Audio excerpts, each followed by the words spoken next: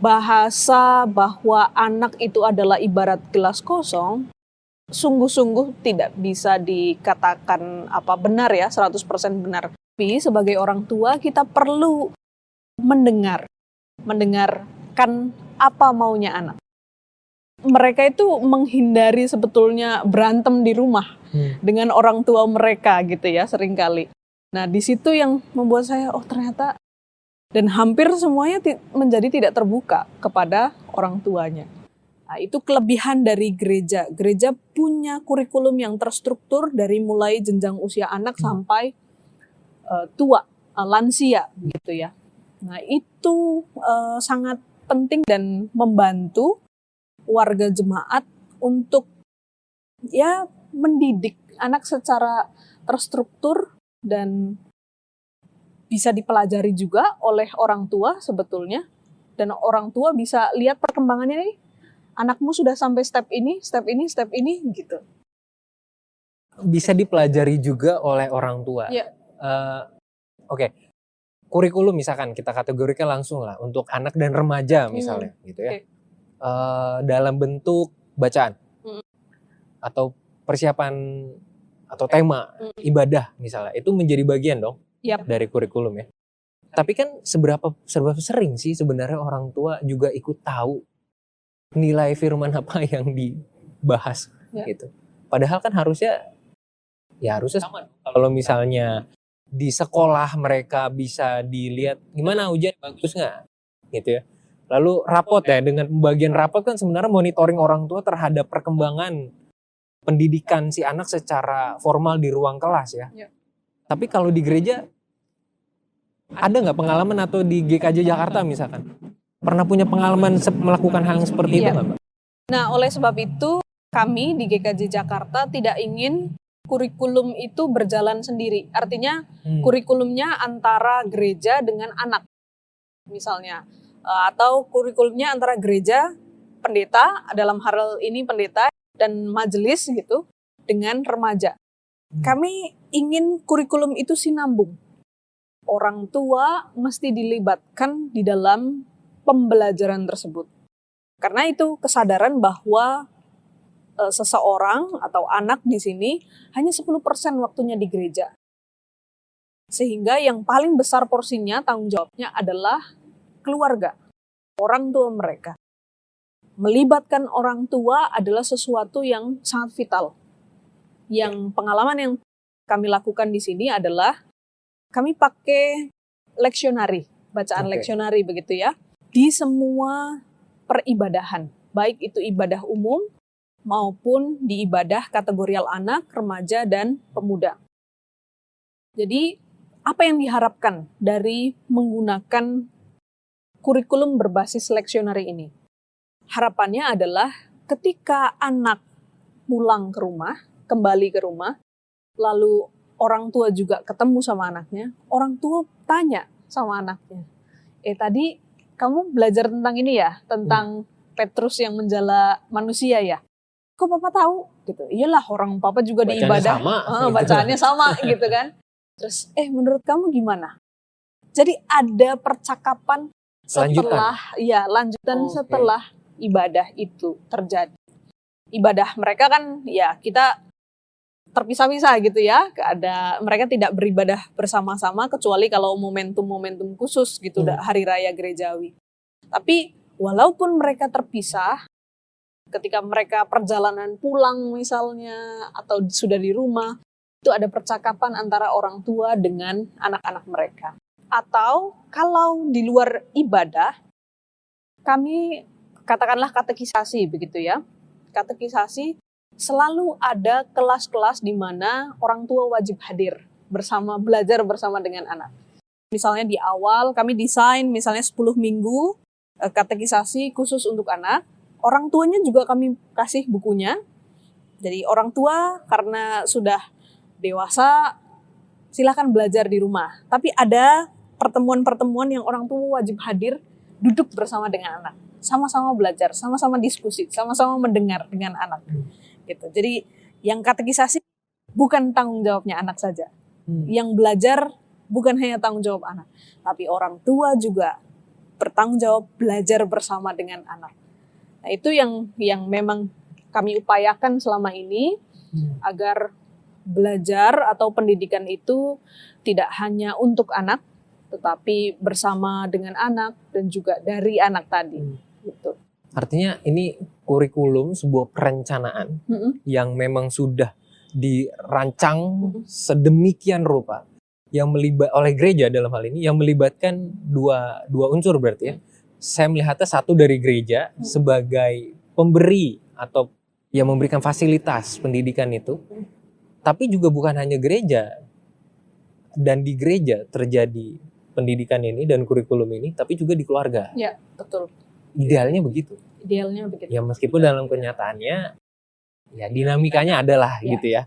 Tapi idealnya begitu. Ya. Berarti artinya kan sepenting itu proses pendidikan untuk anak, bersama anak dan dari anak, yang ya semestinya terjadi berkesinambungan berarti ya Mbak. Ya. Antara keluarga dengan gereja. Ya. Karena kami juga ingin pemahaman tentang anak itu tidak hanya bisa dipelajari secara teori saja ya. Tetapi butuh pengalaman sehari-hari bersama dengan anak-anak. Kalau kita sebagai pihak gereja misalnya, kebijakan gereja tentang anak adalah A sampai Z misalnya. Itu aturan mainnya. Pasti orang dewasa itu bisa mendebat gitu. Enggak, anak itu belum sampai bagian ini, anak itu belum sampai bagian ini. Menurut perkembangan pendidikan, anak itu baru sampai ini. Itu kalau hanya dilihat secara teori saja. Tapi kalau kita mau duduk bersama dengan anak-anak, melihat mereka merespons diskusi-diskusi yang terjadi dalam katekisasi, kita akan menjadi yakin bahwa oh ternyata benar ya, anak-anakku itu punya pemahaman yang ternyata dalam loh. Aku nggak nyangka, soalnya kalau di rumah itulah kayak bocah aja gitu, lari-larian gitu. Ternyata pas mendiskusikan satu tema bisa sampai sebegitunya. Sampai dalam banget. Orang tua pun kaget. Nah, pengalaman itulah yang ingin kita bawa gitu ya, bahwa pengalaman bersama dengan anak-anak itu akan mengubah paradigma kita dalam menentukan keputusan, dalam melibatkan anak, bahkan dalam membuat kebijakan gereja. Kalau kita mau melibatkan mereka bersama, catatannya adalah sabar berproses. Sabar berproses. Sabar berproses. Ya, ini dua kata yang sangat melelahkan sebenarnya.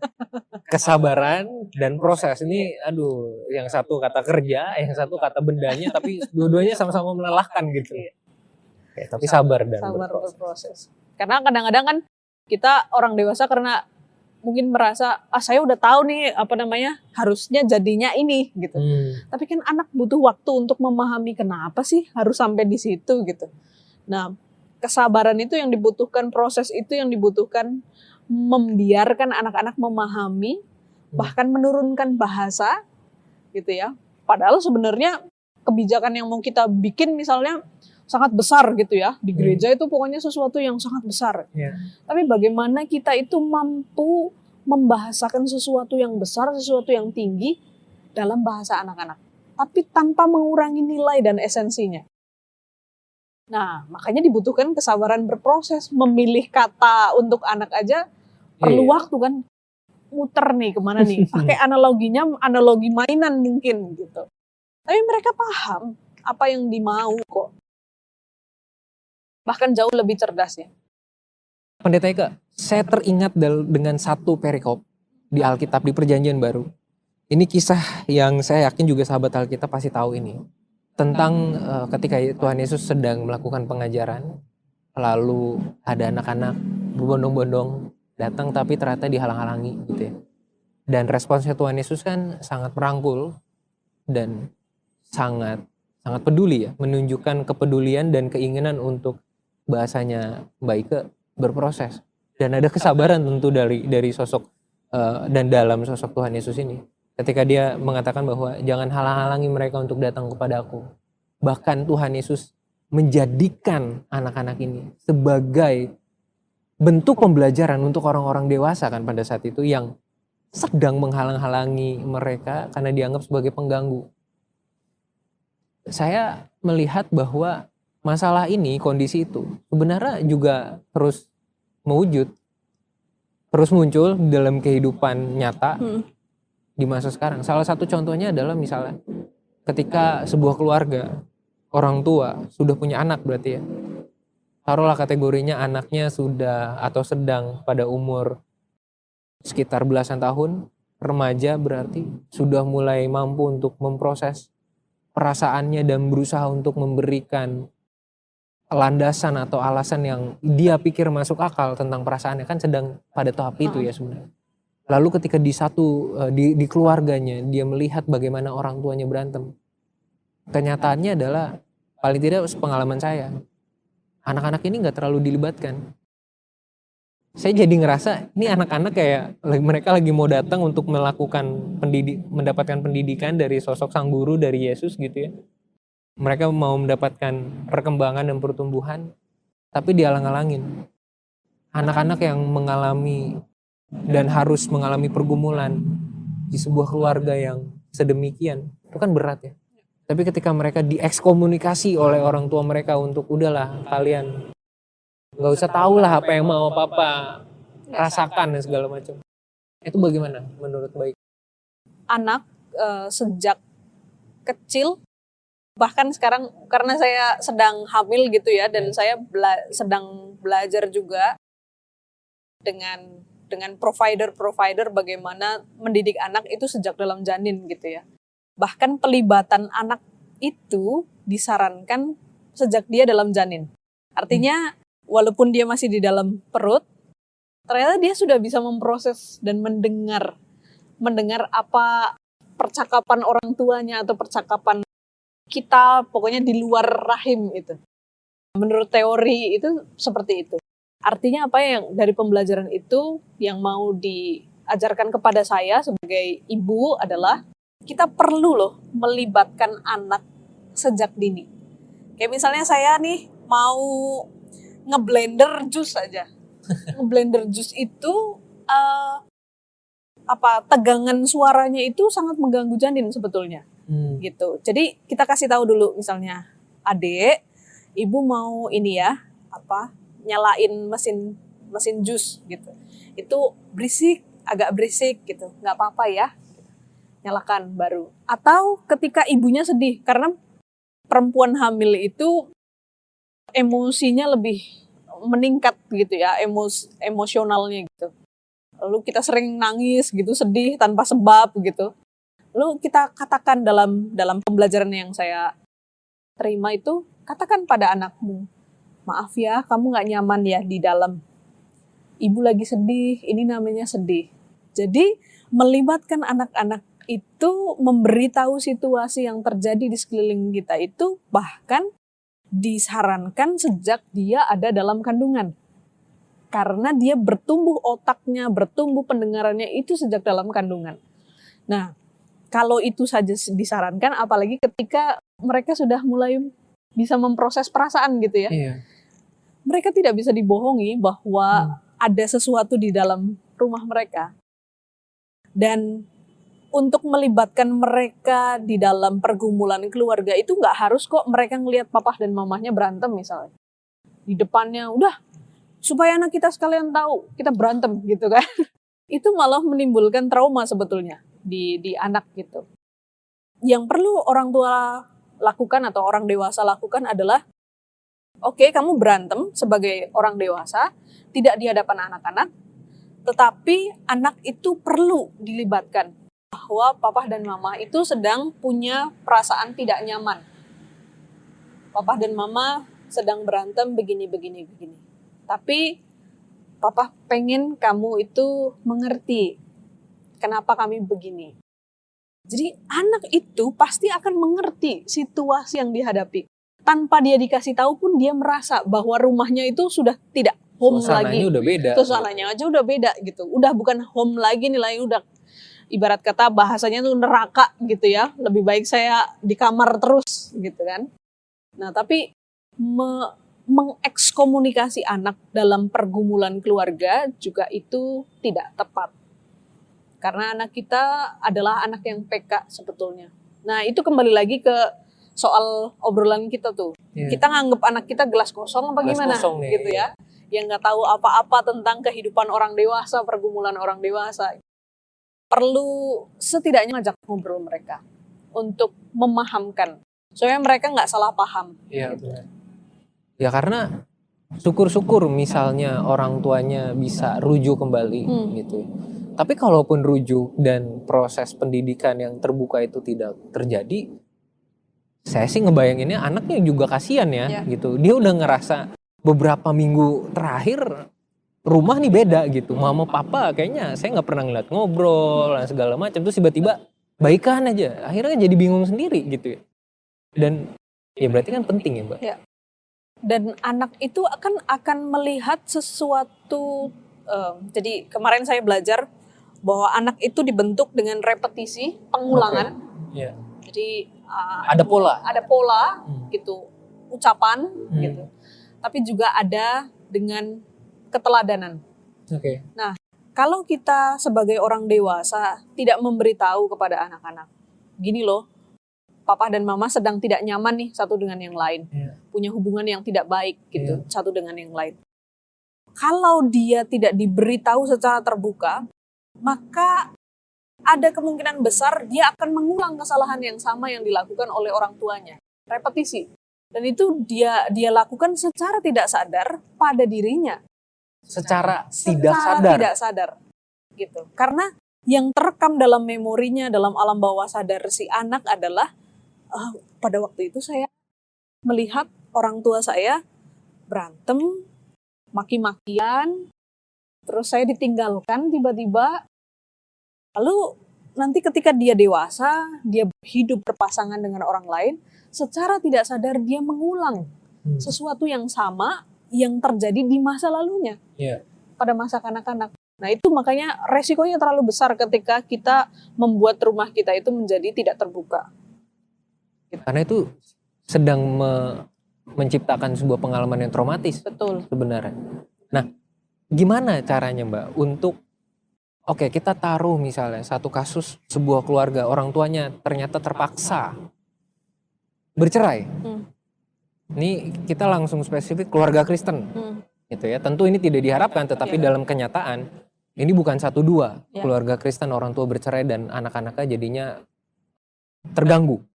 Menurut saya jadi terganggu proses pendidikannya. Bagaimana caranya supaya anak-anak yang harus berada di dalam keluarga yang mengalami perceraian itu mendapatkan pendidikan yang membekali mereka untuk mengalami pertumbuhan dan perkembangan yang sehat, supaya enggak yang kayak tadi tuh Mbak, secara tidak sadar, atau bahkan ini satu hal yang saya pribadi selalu lawan gitu ya, bukan hanya karena kita lahir misalnya dalam sebuah keluarga yang bermasalah, yang bercerai, maka kita harus melakukan hal yang sama gitu kan. Nah tapi bagaimana caranya dari gereja misalnya, hal konkret apa yang bisa diusahakan? Saya selalu ingat ya, ketika seorang anak itu dibaptis, selesai dia dibaptis, lalu diberi berkat, lalu pendeta itu akan mengajak anak dan orang tuanya itu menghadap ke jemaat. Oke. Untuk inilah anak yang baru saja dibaptis, lalu jemaat yang menyaksikan, demikian juga keluarga besarnya yang hadir, itu akan ditanya, apakah saudara semua bersedia untuk turut mendidik dan memelihara iman anak ini sampai nanti ia memutuskan untuk mengaku percaya. Pertanyaan itu lalu dijawab oleh jemaat adalah ya, dengan sepenuh hati. Ada kesediaan. Ada kesediaan. Nah, itu sebetulnya bukan hanya formalitas ya. Formalitas atau formula yang memang sudah terbentuk di pertelaan gereja gitu. Tapi itu sungguh-sungguh menjadi bukti bahwa tanggung jawab untuk memelihara anak ini sampai nanti dewasanya tanggung jawab kita semua. Sehingga kalau ada apa-apa terhadap anak ini dan keluarganya, kita nggak bisa bilang, saya nggak tahu apa-apa. saya nggak pernah ketemu, gitu misalnya. Saya waktu itu aja, waktu kecil saya lihat tuh anak itu. Tapi kan kamu pada tanggal sekian, jam sekian ikut ibadahnya dan mengatakan ya dengan sepenuh hati.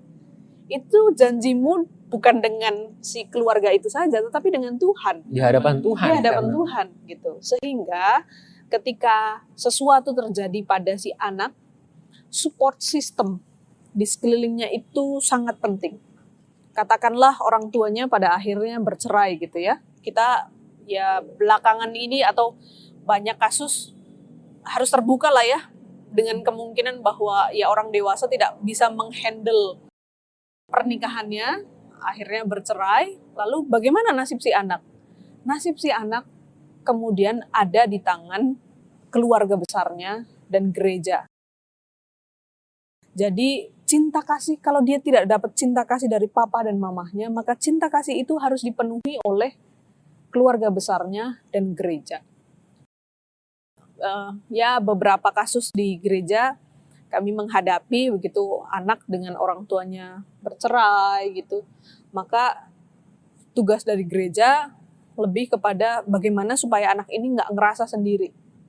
Kita libatkan dia, terus kita coba lihat perkembangannya, apakah menjadi murung, apakah dia tetap ceria anaknya. Tapi kalau ceria mesti kita waspadai juga, apakah dia menutupi gitu ya, gitu. Sehingga gereja perlu menjadi keluarga besar dari anak ini, sehingga dia bisa menaruh percaya, oh ternyata keluargaku yang di rumah itu tidak bisa merangkul aku, tapi aku punya keluarga di gereja ini. Dan itu tanggung jawab kita bersama sih. Dan ini sahabat Alkitab memberikan kita sebuah poin penting tentang nilai menjadi gereja ya. Sebagai persekutuan di hadapan Tuhan, bahwa dalam konteks ini berarti gereja, jemaat keseluruhan adalah support system yang mendukung seorang anak, seorang warga jemaat. Support system secara bukan hanya secara sosial, tetapi juga secara teologis. Karena tadi ya Mbak, ada janji tadi, ada komitmen. Itu kan komitmen dong berarti ya, karena diucapkan dalam janji di hadapan Tuhan. Itu penting sekali berarti. Saya sering bilang sama anak-anak gitu ya di katekisasi, kamu harusnya itu sebagai orang Kristen tuh merasa bersyukur sekali loh gitu. Artinya bersyukur itu kenapa? Dari kamu lahir, kamu itu sudah menjadi tanggung jawabnya gereja. Apa buktinya? Penatua atau pendetamu akan tanya ke orang tua, kapan anakmu dibaptis? Lalu setelah nanti dibaptis, gimana sekolah minggu nggak gitu kemarin? Lalu setelah fase sekolah minggu lewat, gitu, kapan mau katekisasi lagi? Ayo ikut kegiatan. Bahkan nanti di tengah-tengah kamu bertumbuh, beranjak menjadi orang dewasa, ketika kamu punya pergumulan, mau nggak mau kamu lari ke gereja. Minta pertolongan, saya mau menikah, tapi saya susah nih. Saya berbenturan dengan orang tua, restu orang tua, dan lain sebagainya. Biasanya gereja juga akan menemani kamu bersama dengan orang tua untuk mediasi. Bahkan ketika nanti kamu meninggal, di masa-masa kritismu, itu kamu ditemani oleh gereja. Gereja dalam arti tidak hanya pendeta dan majelisnya saja, tetapi seluruh warga jemaat yang mendoakan kamu sampai kamu meninggal, di peti pun kamu dipilihkan. Oh ini orang ini tuh suka peti. Waktu itu aku ingat dia request peti warna putih gitu misalnya. Nah, saya katakan pada anak-anak, kamu tuh bersyukur punya keluarga di gereja. Kamu diurus dari mulai lahir sampai kamu meninggal. Dan itu adalah keluargamu. Maka cintailah keluargamu juga. Karena kamu dicintai. Gitu sih. Dalam konteks perceraian, sahabat Alkitab, ini jadi satu isu yang masih cukup sering dianggap, ya udahlah jangan ngomongin. Padahal kenyataannya ada ya. Paling tidak kita perlu menyadari bahwa kita adalah support system secara sosial dan secara teologis. Jangan sampai justru ada di antara kita yang kita tahu misalkan sebuah keluarga bercerai, anaknya malah jadi korban cemoohan. Kan itu satu hal yang sudah menyalahi peran dari sebuah gereja berarti ya Mbak. Padahal iya, kita bersedia, kami bersedia, tapi dalam kenyataannya justru semakin dihancurkan kondisi mental dan iman dari seorang pribadi manusia yang sedang bergumul di tengah kondisinya. Dan itu bagian dari pendidikan Betul. yang sedang terjadi di dalam jemaat. Ya. Nah Mbak, ini satu lagi topik ini saya mau minta pendapat Mbak Ike. Di tengah perkembangan media sosial semakin tinggi gitu ya. Ini jadi satu tantangan nih buat anak-anak dan juga buat orang tua. Bagaimana caranya mendampingi mereka untuk hadir, untuk menghadirkan dirinya di tengah masa misalnya remaja sedang melakukan proses pembentukan identitas. Bagaimana menurut pandangan Mbak Ike dan pengalaman Mbak Ike? Ya. Media sosial, terutama pada saat momentum pandemi ini ya, kita udah nggak bisa bilang lagi bahwa media sosial itu menjadi musuhnya anak muda gitu. Kadang-kadang masih ada artikel-artikel yang muncul gitu ya. Sinis ya, bahaya media sosial terhadap perkembangan anak gitu dah. Ini kayak produk iblis udah. Kayaknya gitu. Tapi sekarang apalagi di masa pandemi ini kita justru harus bersahabat dengan teknologi media sosial. Itu harus disadari gitu ya. Itu menjadi sebuah kebutuhan buat kita semua, tidak hanya orang-orang muda, tidak hanya anak-anak, tetapi juga orang dewasa, orang tua. Nah, oleh sebab itu satu poinnya adalah kita mesti berdamai dan membersamai media sosial itu sebagai media pembelajaran. Dan kita tidak bisa menutup mata bahwa anak-anak kita itu justru belajar banyak itu dari media sosial kan. Saya punya pengalaman, saya punya keponakan, waktu itu dia masih umurnya 9 tahun, 10 tahun gitu. Zamannya TikTok baru gencar-gencarnya. Terus dia lagi main ke story gitu, terus dia masak gitu kan. Masak. Kamu tahu dari mana ini resep-resep masak ini? Dari TikTok. Oke, dari TikTok. Terus dia mengeluarkan pendapat-pendapat gitu. Terus tahu dari mana bahasa kayak gitu? Dari TikTok. Dan itu bukan bahasa-bahasa yang nggak ada faedahnya ya. Itu menurut saya penting gitu ya untuk anak umur segitu. Dari TikTok gitu. Walaupun kita menyadari bahwa media sosial itu perlu filter. Nah, karena semua hal bisa ada di situ gitu ya. Semua hal masuk di situ.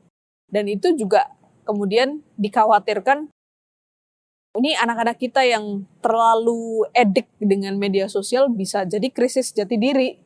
Karena dia belajar dari mana-mana, oh kayaknya ini bagus nih. Akhirnya kebingungan. Lalu filternya di mana? Nah, filternya adalah kita orang dewasa yang menolong mereka untuk kasih tahu, itu bagus loh. Itu ya, budaya misalnya Korea kan yang sekarang rame gitu kan. Itu bagus. Tapi apa coba nilai yang bisa kita ambil dari apa Kim Tae-hyung itu gitu misalnya. Oh, ini dia selain ganteng apanya yang bisa kita contoh? Agar kita tidak, anak-anak kita tidak hanya kopas gitu aja. Nah, filternya ada di orang dewasa yang menolong ya, bukan mendikte. Menolong itu beda tuh ya. Beda dong, gitu ya. Menolong anak-anak untuk melihat, oh kamu bagus kok belajar dari media sosial ini gitu. Justru tugas kita sebagai orang dewasa adalah bagaimana mengajak anak untuk mengembangkan talenta pelayanan melalui media sosial. Nah ini yang memang sedang kami garap gitu ya. Bagaimana anak-anak itu justru belajar atau menggunakan teknologi maksud saya sebagai media pelayanan mereka. Jadi nggak usah dihindarin.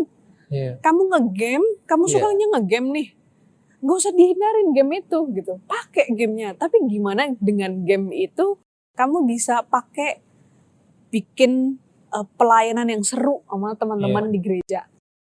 Atau bantu nih kakak-kakak pelayanmu yang masih belajar gaptek-gaptek ini untuk ngolah game itu atau bikin game itu untuk supaya ibadahnya jadi seru nih, ada gamesnya gitu.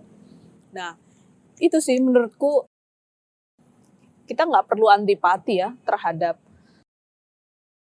media sosial yang saat ini sedang berkembang, kekhawatiran yang terlalu berlebihan bahwa media sosial yang begitu masif dan terbuka itu akan membuat anak krisis jati diri, jadi nggak punya pendirian. Jati diri itu terbentuk dengan waktu kok. Maksudnya ada masanya gitu ya. Ada masanya. Dan teknologi ini pun ada masanya saya rasa. Maksudnya yang masif. Ya, ini kan memang betul. karena lagi banyak-banyaknya orang Ya. main teknologi, jadi posting apa aja gitu di media sosial. Gitu. Pasti akan ada perkembangan. Pasti akan ada perkembangan. Pasti kita butuh lah teknologi ini. Gitu. Dan lagi pula di media sosial juga banyak tawaran ya sebenarnya yang bisa kita lihat dan bisa kita gunakan sebagai bagian dari pendidikan. Betul. Ya. Betul. Baik nih, terima kasih banyak. Nggak kerasa ternyata sudah cukup lama kita ngobrol nih Mbak. Banyak topik, banyak isu yang saya sudah juga belajar dari dan bersama Mbak Ike. Asik gitu ya. Nah, terima kasih juga untuk para sahabat Alkitab dan semoga diskusi kita ini benar-benar menjadi modal untuk kita bersama, entah sebagai anak maupun sebagai orang dewasa dan orang tua dalam menikmati pendidikan untuk anak, pendidikan dengan anak, dan pendidikan bersama anak. Baik, silakan berikan kata-kata penutup untuk sahabat Alkitab semua. Oke, sahabat Alkitab semua, terima kasih saudara semua mau belajar dari anak dan bersama dengan anak. Kunci dari pembelajaran bersama dengan anak adalah sabar dalam berproses. Sehingga mari kita sabar berproses, karena kita menjadi dewasa pun karena kita sabar dalam berproses kan, gitu. Kita nggak ujuk-ujuk jadi orang dewasa. Kita karena kesabaran kita, karena ketekunan kita menjadi manusia-manusia seperti ini, gitu kan. Terima kasih. Terima kasih banyak sekali lagi. Baik, selamat menjalani perannya sebagai seorang pendeta di jemaat, mempersiapkan diri untuk menjadi ibu ya nanti ya. Makasih Semoga ya. semuanya tetap sehat. Tuhan Yesus memberkati Mbak Ike dan juga Tuhan Yesus memberkati sahabat Alkitab. Salam Alkitab untuk semua.